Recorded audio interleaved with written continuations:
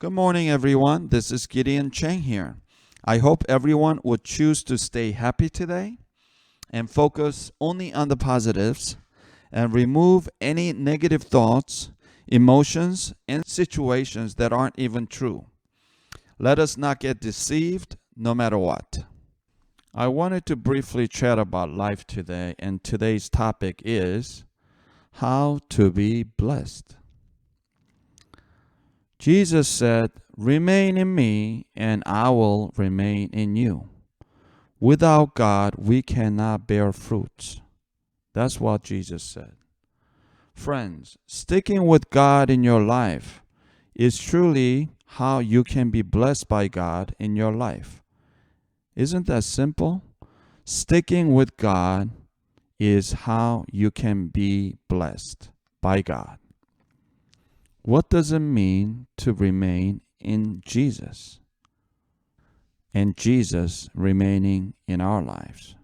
And why is it that we cannot bear any spiritual fruits away from Jesus or without walking with God? Because there is no power to do so. I am going to list a few things, and all of these lists may sound like a to-do list. But the truth is, without these to-do lists being done, God won't and cannot be with us.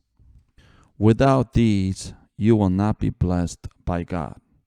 Without these, you will only miss out on life that God had intended and planned for you. And you may end up wasting a lot of times, a lot of years, a lot of life, and regret at the end. Trust me on this. So the first recommendation to remain in Jesus is to stick with God. And by that, I mean to personally walk with God every day. And that has about 4 things. Number 1, meditating on God's words daily. Number 2, worshiping God at least 2 to 3 times a week, hopefully with your family or at least with your spouse. Number 3, praying for at least 15 to 30 minutes a day to start out. And number 4, praising and worshiping God with your heart in truth and in spirit. That's what it means to remain in Jesus and Jesus remaining in us in our daily lives. The second recommendation to be blessed by God is to stick with church. God blesses us through His church, through His many churches. So try to find a good church where you can start growing and also at the same time serving and learning. That's important. And sign up for a small group to share and also to learn from other people's walk with God on a weekly basis. At least for small group, you should have twice a month. You must also join a Bible study at your own church. If you don't have one at your own church, then try to look for something reliable and good online. The more you learn, the more you can change. The more you learn, the more you can accomplish in life with God. The fourth thing that is crucial as part of being blessed is to start living by faith and not by sight. We cannot please God without faith, and the entire life is really about having faith, developing our faith so that God will be pleased. Learning to live by faith and not by sight is what God intends all of us to achieve. The fifth part of being blessed is through breakthrough prayers, overcoming our lives' obstacles, problems, challenges, impossible situations through God's power and through prayer and through our faith and dedication. And this way, God gets glorified while we grow and we solve our own problems to the next level. And number 6 of being blessed is to really continue to volunteer at church and your own communities to do the good work and help others.